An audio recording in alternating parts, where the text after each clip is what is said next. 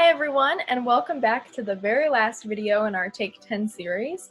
Today we are on Chapter 8, and we're going to talk about knowing when to walk away from a problem. All right, let's get into it. So today we're going to read a story called Nobody Knew What to Do. And in this story, we'll encounter a little boy who's being bullied, and I want you to focus on how they solve the problem, okay?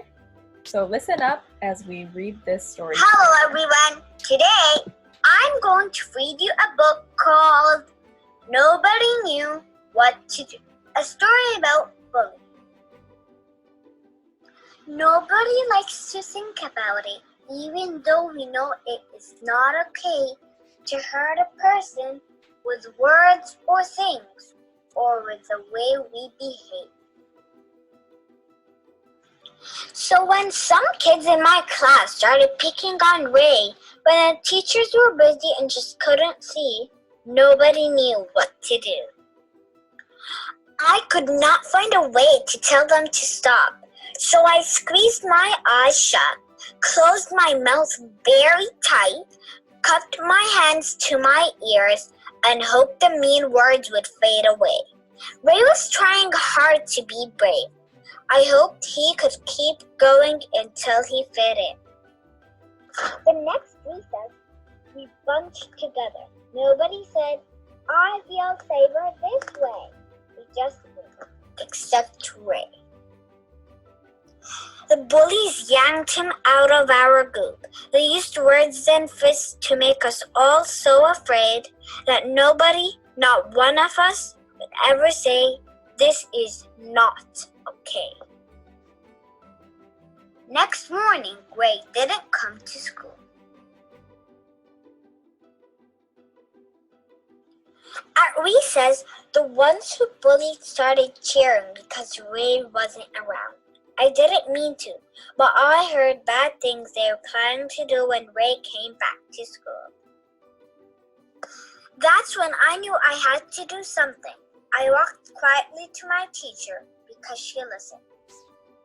I told her what had happened to Ray. She said I helped by telling the truth so we could all figure out what to do. When Ray came back, he looked nervous and afraid. So I said, "Play with us at recess," and he did. You know what?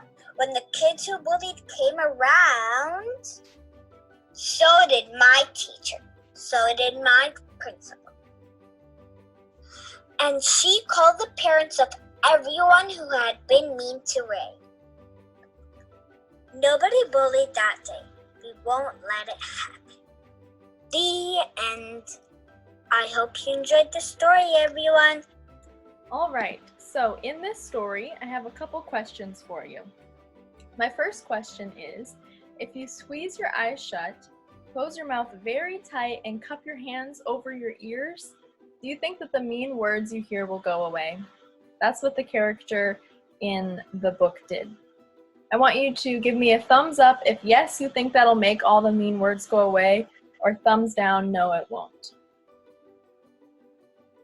So I would say thumbs down. I think that for a moment, it could help you forget about the mean words, but it's not actually going to solve the problem. My second question is, in the story, why do you think that the group never said this is not okay to the bullies? I'd like you to pause the video and talk about this in your class and tell your neighbor, why do you think that the group never said this is not okay to the bullies?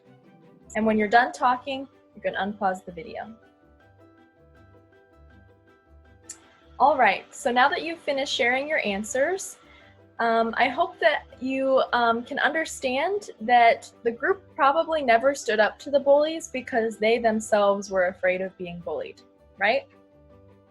I'm sure we've all experienced that before. Sometimes it's hard to stand up to the bullies because you're afraid that they're going to bring that violence to you, right? Question number 3 is, when the grown-ups knew what was happening to Ray, what happened at recess when the bullies came around? Once again, please pause the video and talk to your neighbor about what happened when Ray came back and the bullies came around, but the grown-ups knew what were happening. And when you're done discussing, you can unpause the video. So in the story, we see that the grown-ups, once they are told about the situation of Ray being bullied, the next time that Ray comes to school and the bullies start bullying them, the grown-ups are there and they're able to de-escalate the situation, and they're able to make sure that the bullies stop bullying, right?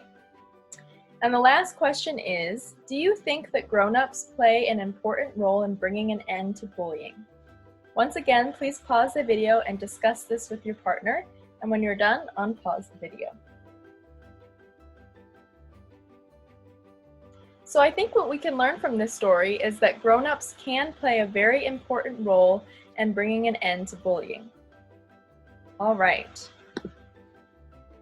So in Take 10, we've talked about lots of really important skills.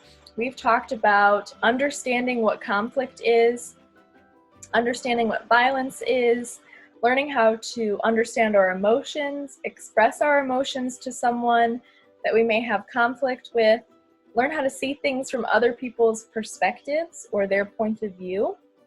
And we've also learned about the Take 10 slogan, which is ways that we can respond to conflict that doesn't lead to violence. And these are all really great skills that we hope you can use. But ultimately, what is the most important thing is for each and every one of you to be safe, to be physically safe and emotionally safe. So sometimes that means that when you're being bullied or you're in conflict and there's violence that's occurring, you can't use the Take 10 skills that we've talked about, and sometimes the best skill that you can use is to just walk away and tell an adult, because your safety is the most important thing. So in that video, in that story, one of the boys realized that Ray was being bullied, and by him standing up to the bully, he possibly could have experienced violence.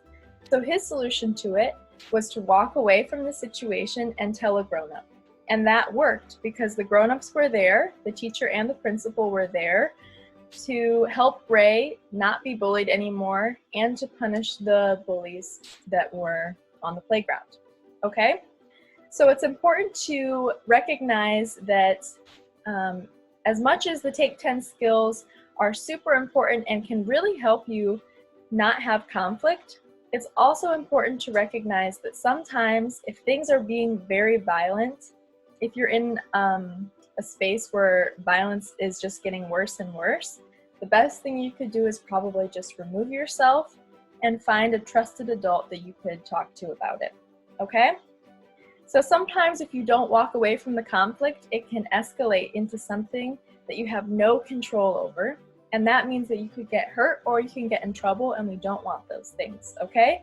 So that's why it's important to know when to walk away. So once again, we've heard the Take 10 slogan so many times. It's talk it out, walk it out, wait it out. You want to say it with me? On 3. 1, 2, 3. Talk it out, walk it out, wait it out. All right, so in your activity journals today, the last activity I have for you is to create a bully shield. So this is something that we can pretend that we have when we're being bullied, and it can help us know when to walk away or how to respond with all of the different things that we've talked about in Take 10. So after this video, I'd like you to pull out your activity journal, and you'll see this outline of a shield. And I'd like you to decorate it with all of the different skills that we've learned throughout this video on how to deal with conflict and how to deal with bullies, okay? And finally, I'd like to thank you all for being such good listeners. We've talked about a lot of really important things, and sometimes these things are hard to practice, but I know that you all can do it. You can hold each other accountable, and you can learn how to handle conflict non-violently using the Take 10 slogan, talk it out, walk it out, and wait it out. All right, I hope you guys have a wonderful rest of your day. Goodbye.